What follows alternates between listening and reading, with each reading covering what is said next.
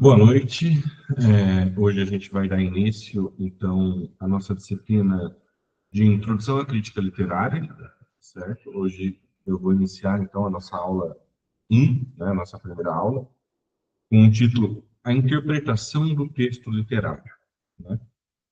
Antes de começar a nossa aula de hoje, então, queria levantar alguns pressupostos, alguns elementos em relação à disciplina como um todo, né?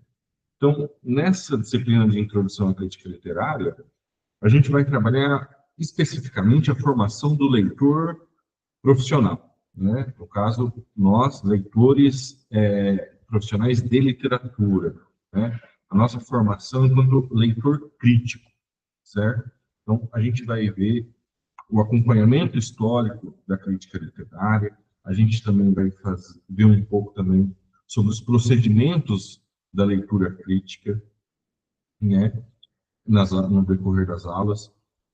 A gente vai ver também a respeito da relação, da recepção do texto literário e as suas abordagens, né? Então, todos esses elementos que se relacionam com a ação, né, direta do leitor, e sobretudo aqui do leitor crítico literário, né, não do leitor comum, né, não do nosso leitor informação, vamos assim dizer, né, mas o leitor da crítica literária, esse que produz necessariamente também uma crítica literária, tá certo?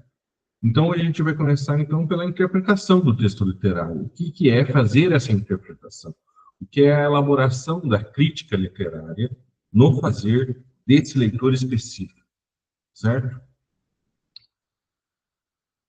Então, a princípio, a gente vai ver aqui, então, na aula de hoje, né? Então, compreender quais são os fundamentos da interpretação literária como prática, ou seja, o que é que o leitor, de que forma ele atua com o texto literário, né?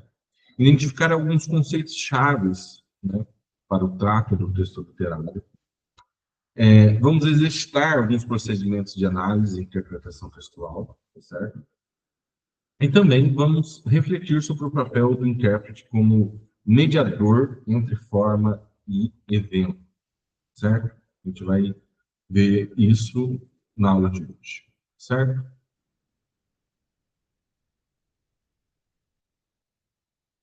A invenção do texto.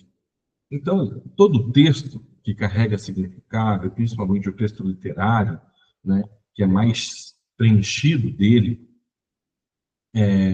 aciona no seu leitor, e aí em qualquer leitor, mas principalmente no leitor crítico, né, elementos que são externos a eles, mas que propiciam a leitura crítica, né, para o enriquecimento, para a virtualização do texto e do seu sentido, né? Então, um desses elementos são as correntes culturais, ou seja, aonde o leitor está inserido, a que corrente cultural ele pertence, tá certo? Os meios sociais e culturais que o atravessam, seus valores ideológicos, né? Aquilo que ele postula como referencial ideológico, que ele se refere, que se baliza, né, sobre a sua concepção de mundo.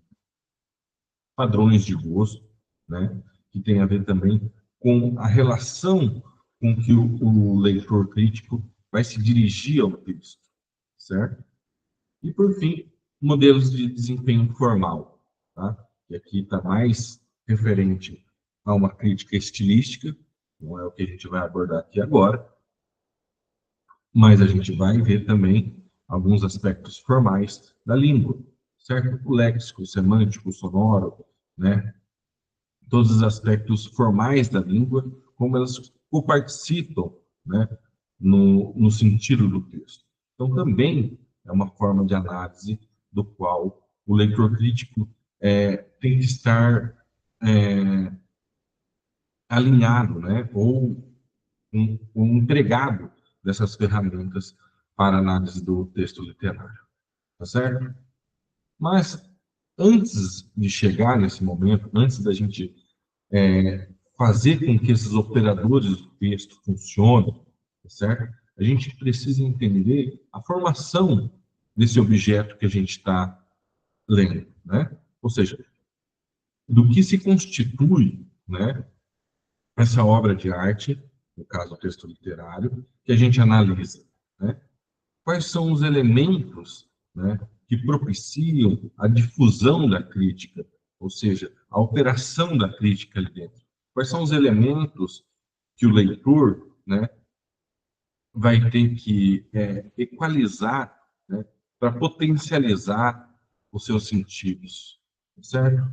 Então, a gente vai ver, então, fazer uma espécie de exegese, então, dessa obra, ou seja, da obra de arte, do texto literário, para compreender também como funciona a nossa relação com o texto, certo? Então, todo texto, ele tem potencialmente um querer dizer, certo? Toda literatura nasce entre o dizível e o indizível, certo? Sobre a possibilidade de dizer algo, certo? E dentro desse querer dizer algo, existe todo um campo de potencialidade semântica. Ou seja, todo um campo em que pode se frutificar, em que pode nascer sentidos, certo? E é por isso que a gente vai ter também, então, esses termos relacionados a essa espécie de colheita, né, aqui dos sentidos, certo? Dentro desse terreno da potencialidade semântica, né? Então, ler, né, vem do latim ali, do lego, colho, né? Ou seja, colher, ler é colher, mas a gente não é necessariamente esse leitor que colhe, né? E que tem uma atitude passiva perante o texto, né? Ou seja, que recolhe dali a informação, né? Recolhe dali o sentido. A atividade crítica, né, requer, então, uma diligência frente ao texto, ou seja, uma atividade, né? Então, a gente vai ter o eleger, o ex legere, ou seja, escolher, né? Não basta colher os elementos do texto, a gente precisa, então, fazer a crítica mesmo, né? O crine, discernir, identificar, né? Separar, escolher, selecionar. Então, dentro dessas informações, dentro desses dados que a gente tem no texto, né? Para fazer com que eles articulem e digam melhor o que esse querer dizer primeiro ali do texto literário tem como potencialidade, certo? Então, entender que a leitura aqui, né, não é aquela formação do leitor, como eu havia dito antes, né, que é a recepção do texto na sua forma passiva, tá certo? Aqui requer a atividade do crítico, né, de penetrar mesmo o texto literário, né, e não de colher necessariamente algum sentido que já estava necessariamente no texto, mas é preciso extrair esse sentido que está dentro do texto, tá certo? Então, só para a gente ter uma ideia de que, então, a nossa formação enquanto leitor crítico é uma atividade, né? Não é simplesmente um ato de reproduzir leituras, tá certo?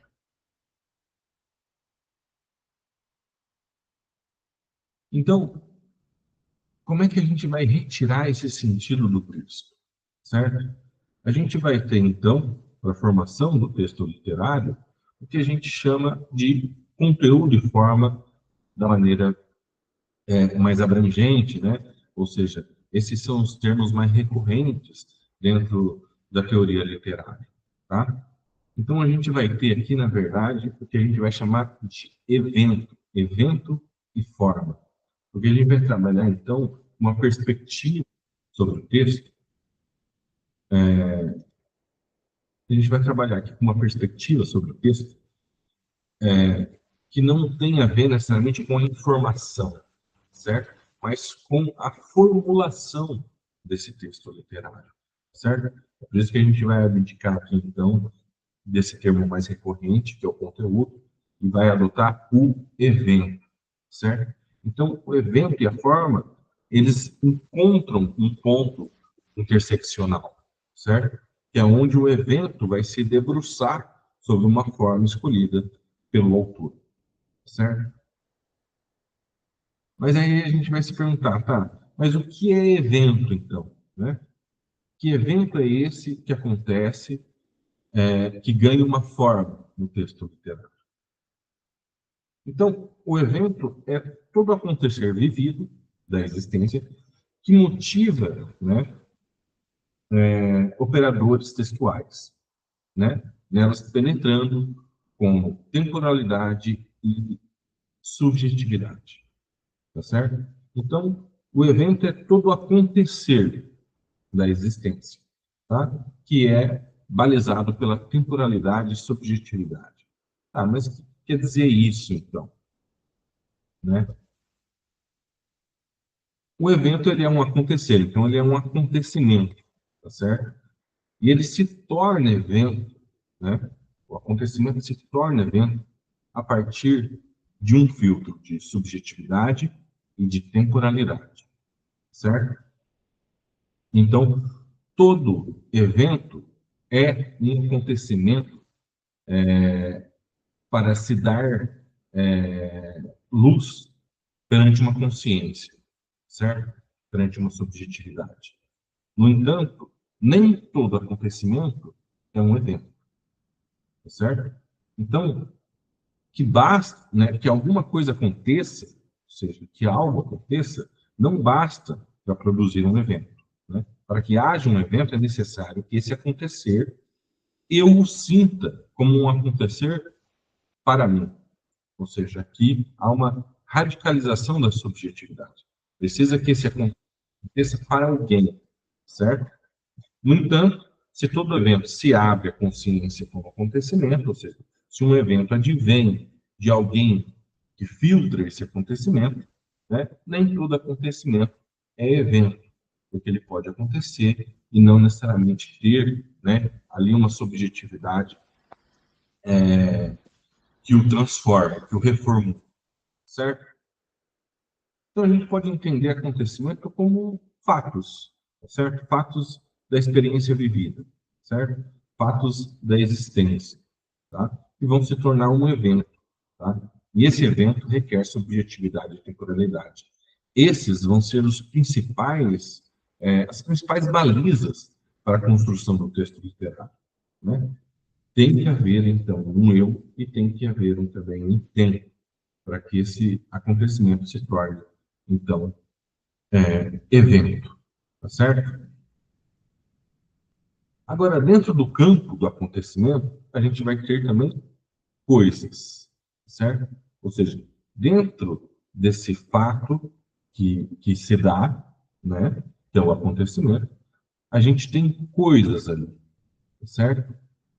E na experiência do homem, né, na experiência do ser humano, que se dá pela consciência, ele vai transformar essas coisas em coisas nomes e fatos verbos, certo?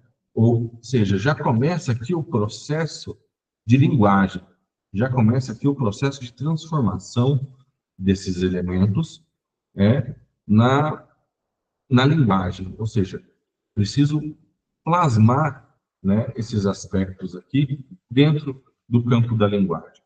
Então, essas coisas viram nomes e os fatos viram verbos. Tá certo?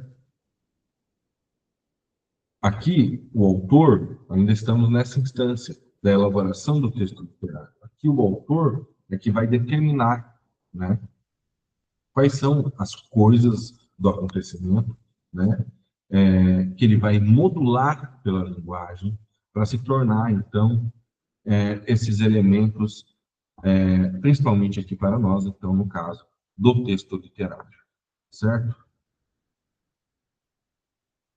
Então, quer dizer, não só os acontecimentos podem ser sentidos, ou seja, o acontecimento como um todo, né? Mas também o que nós chamamos de coisas, tá certo? No ato pelo qual o homem adverte a existência delas como alguma coisa que exista para ele e não para si mesmo, né? Então, aqui o filtro novamente da subjetividade radical, né? Não basta que uma coisa exista, né, no mundo, necessariamente. Precisa que essa coisa exista para alguém, certo? Ou seja, precisa que o homem advirta a existência dessa coisa, né? Que aconteça para ele, tá? Aqui a gente não vai entrar no mérito necessariamente de como se dá esse processo de existência da coisa, mas é preciso que essa coisa exista para ele, ou seja, há um filtro de subjetividade. É preciso que a coisa e o objeto, aliás, o objeto e o homem tenham, então, uma correlação, né?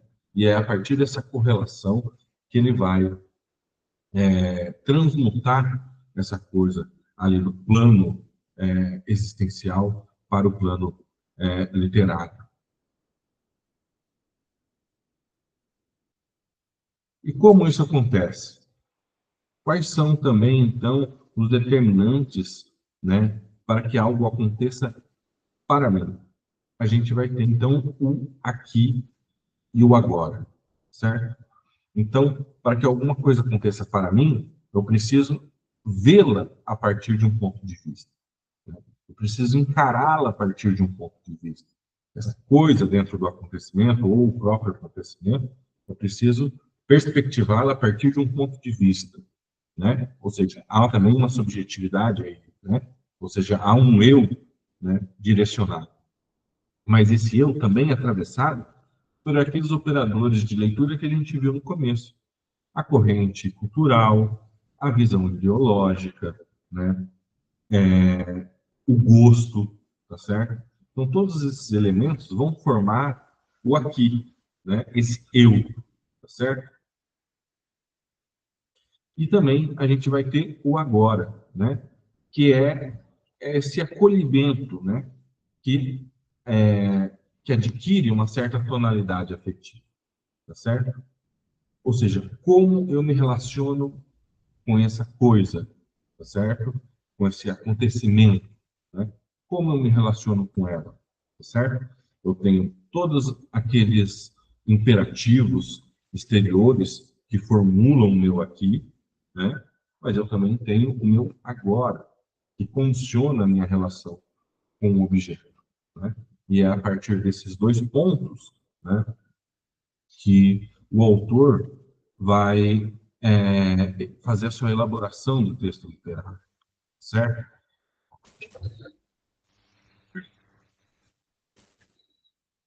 Então, uma vez concedido esses elementos, ele vai fazer aquilo que a gente falou, ou seja, plasmar, né? Ou seja, emoldurar na linguagem esses elementos que ele absorveu a partir da sua experiência, certo? E dentro dessa linguagem, há a linguagem literária, tá certo?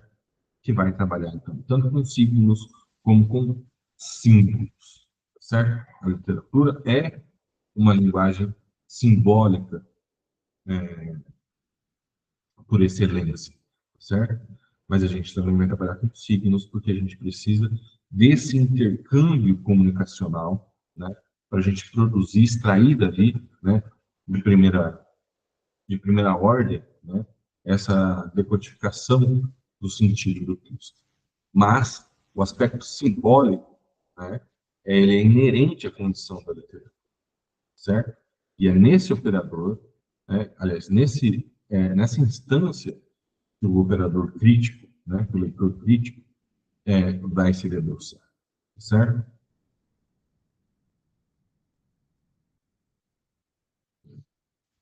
Então, a gente volta a reunir evento e forma. Essa coalizão, né, essa conciliação é feita pelo intérprete, ou seja, feito pelo leitor crítico, feito pelo leitor profissional, aqui no caso, de literatura. É ele que vai reunir essas pontas novamente, certo? É ele que vai entender o evento e vai entender a forma, certo?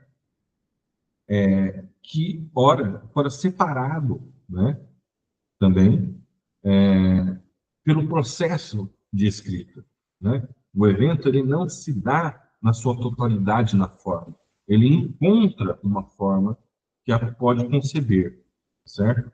Então, a função do intérprete, a função do crítico, é fazer ao máximo, né, essa ambição, né, de fazer a conexão entre essas pontas que horas se separam, horas se unem.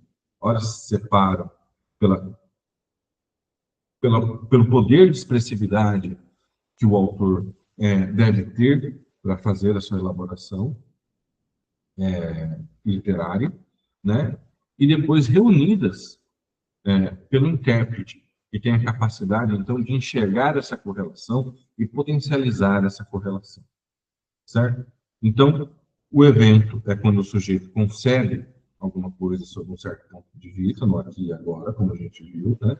E a gente vai ter a forma, que é escolher ali, né, uma maneira de dizer, certo? Então, o intermediador, aqui no caso o crítico, ele tem um ponto específico também da leitura, porque ele não é um leitor necessariamente para ele, né? Ele não está fazendo, então, uma leitura como uma forma de experiência subjetiva, experiência individual, né, do ato literário, né? Ele é um intermediador, né, entre a obra e o público ideal, certo? Então, essa é uma grande diferença de nós, leitores profissionais de literatura, né? A gente não faz uma leitura necessariamente, né, individual, voltada para nós, para o nosso deleite, para o nosso conhecimento. A gente tem que traduzir essa leitura para um público ideal, né? A gente tem que transformar esse sentido para um público ideal. É por isso que o tradutor vai ser aqui, então, um intermediador das partes, né? Esse é o processo de interpretação e, sobretudo, o processo que nos difere dos leitores comuns, tá? Porque é preciso produzir um discurso, né, que vai recondicionar esse texto da obra, certo? Vai reviver esse texto da obra num outro discurso, tá certo? Para produzir uma espécie de explicação, tá? Uma espécie de explicação. A gente vai ver isso mais para frente também, tá certo? Mas no momento a gente tem que entender que essa é a função primordial que difere, então, nós leitores de literatura, um leitor crítico de literatura, um crítico de literatura, né, do leitor convencional, tá certo? É a capacidade de reproduzir nesse sentido, de reconfigurar, né, de reviver, de recondicionar o texto literário, fazendo, construindo uma proficuidade de sentido, né, que está imanente no texto, na obra literária, tá certo? Então, como se vai dar esse processo, então, do intérprete, né? Como ele vai operar para fazer essa profusão de sentidos, né, reviver, né? É na busca por esse evento, certo? Então, é uma espécie de recondicionamento do evento, né, que o autor teve para a construção da sua forma. Então, o intérprete, aqui no caso, né, o crítico literário, ele vai fazendo um caminho contrário, né, fazendo uma busca por esse momento original, por essa gênese, né, que produziu o texto literário, certo? Então, ele vai ter aqueles condicionantes que a gente viu no começo, né, correntes culturais, aspectos ideológicos, gosto, né, e a sua, o seu conhecimento específico da forma também, tá certo? Então, isso que o crítico literário vai fazer, tá? Fazendo um caminho de volta. Então, ele vai procurar na forma, né, a relação com o evento primeiro que o autor teve.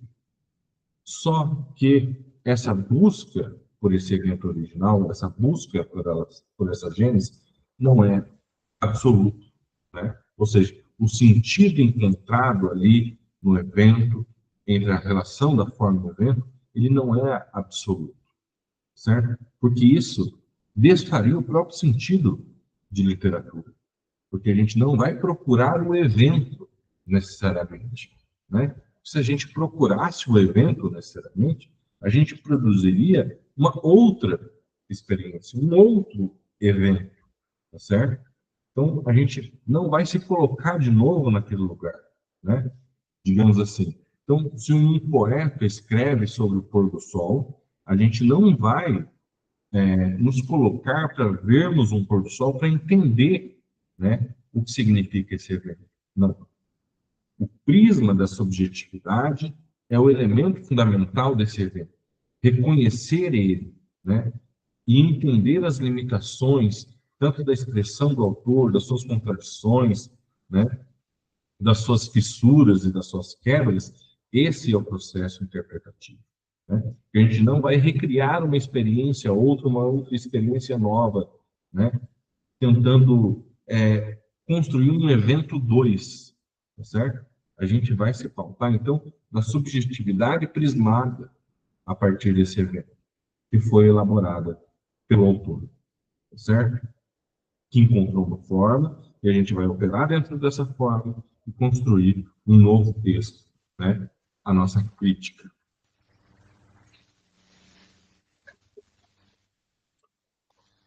Então, você veja que a seta do evento, ela sempre vai para frente, né? Ela não retorna, a gente não faz esse processo, tá certo? O que a gente vai fazer é através da obra, do texto literário, que a gente vai reorganizar. E a gente vai dar, então, um sentido universal para aquele sentimento, certo? Ou seja, a subjetividade que reinava do evento para a forma, né, nesse primeiro momento da elaboração literária, deve ganhar, então, um sentido universal. E esse sentido universal se dirige necessariamente ao público ideal de leitores que a gente selecionou, ou que a gente configurou, tá certo? Então, vai haver uma espécie de reorganização, né, desse, dessa relação evento-forma, né, onde vai ter uma intervenção do crítico, tá certo? E a partir dessa intervenção que reorganiza os sentidos, é que a gente vai ter um aspecto universal, universalista para esse sentido, né? Que até então era muito individual dentro da capacidade do autor, né? A partir da sua subjetividade, ou seja, do seu individual, do seu íntimo, né? Então, esse é a tarefa do intérprete aqui no caso da crítica literária. Essa é a tarefa de, né? Fazer essa transformação, tá certo? Que é isso, essa espécie de tradução, né? Como já até me adiantei aqui falando, né? Ou seja, porque é um processo tradutório mesmo, né? Muitos na Roma Antiga classificavam esse primeiro leitor crítico dessa forma, como um interprete, ou seja, um intermediário que faz uma tradução, intermedia, né? Uma relação, né?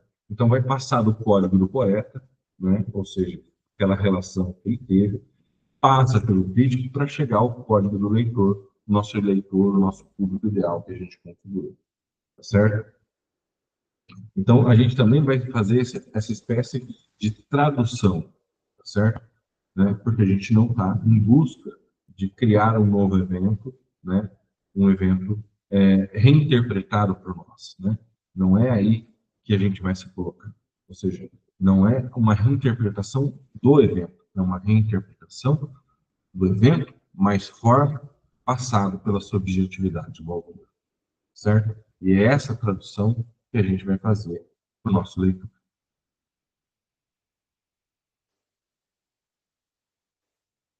Porque senão a gente pode cair no que eu chamei aqui de uma gênese monocausal. Ou seja, se a gente tenta, né, encontrar lá aquele evento original, a gente reduz as possibilidades de ver, certo? Porque é impossível também entrar em outra subjetividade, né? Por mais que a gente tente fazer uma espécie de crítica biográfica, né? Tentando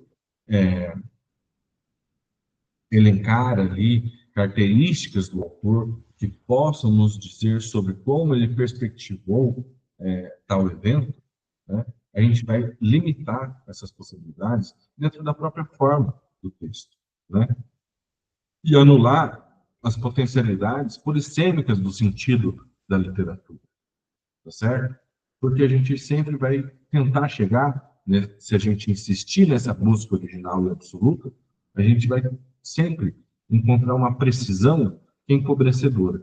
A gente vai sempre encontrar um aspecto fundamental, né, um aspecto original, né, originador ali, que é sempre unívoco, né? Ou seja, que é sempre encontra apenas um referente, né? Coisa que a literatura não tem como base, não tem como, dentro da sua própria constituição de elaboração, essa tendência, né? Ou esse princípio mesmo, tá certo?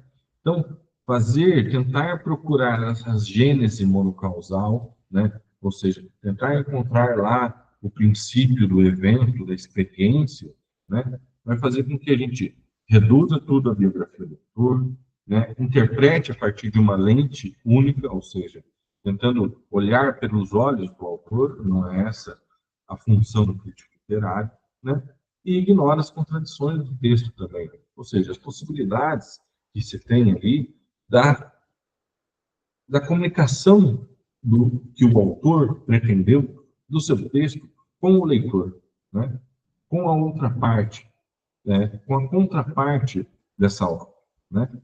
Toda obra foi feita para ser lida, certo? Por alguém, né? A princípio pode ser esse leitor crítico, mas há também um leitor ideal, né? Que o autor pressupõe, certo? A partir do momento em que você tenta perspectivar tudo a partir de um momento originador, você quebra essa possibilidade de comunicação que pode levantar essas contradições do texto, ou seja, essas possibilidades do querer dizer que não foi dito, ou que só espera ser dito, ou que só concluem ditos a partir do momento que há um leitor, certo? Então, o modelo crítico ele vai considerar então outras forças, né, além do autor, né, que atravessam a própria obra, né, para além do autor, certo? Como aqueles que a gente viu desde o começo também, de novo, que atravessam tanto o leitor quanto o autor, certo? Então, nessa perspectiva crítica é que a gente vai valorizar, né, a pluralidade de sentidos e a gente vai acolher, né, todas as potencialidades semânticas que o texto apresenta, certo? Então, há um processo aí de leitura do crítico, né, que ele vai fazer um juízo, não um julgamento. É por isso que a gênese monocausal não é o objetivo da leitura crítica. Nós não vamos produzir um julgamento que identifica, né, um aspecto central e unitário da produção literária, mas a gente produzir um juízo, né, que requer então um balanço, que requer, né, um adequamento para as condições de produção do autor e para as condições de leitura que nós, enquanto críticos, fazemos da obra, tá certo? Então, a gente tem algumas características desse fazer crítico, tá certo? Então, entender que essas leituras que se apresentam agora, nesse momento, como um leitor crítico, elas não são absolutas também. Não há só uma maneira de entender o texto. Então, a gente ambiciona, é por isso que a gente usa essas palavras de possibilidade de leitura, né? Porque a gente está sempre em busca, né?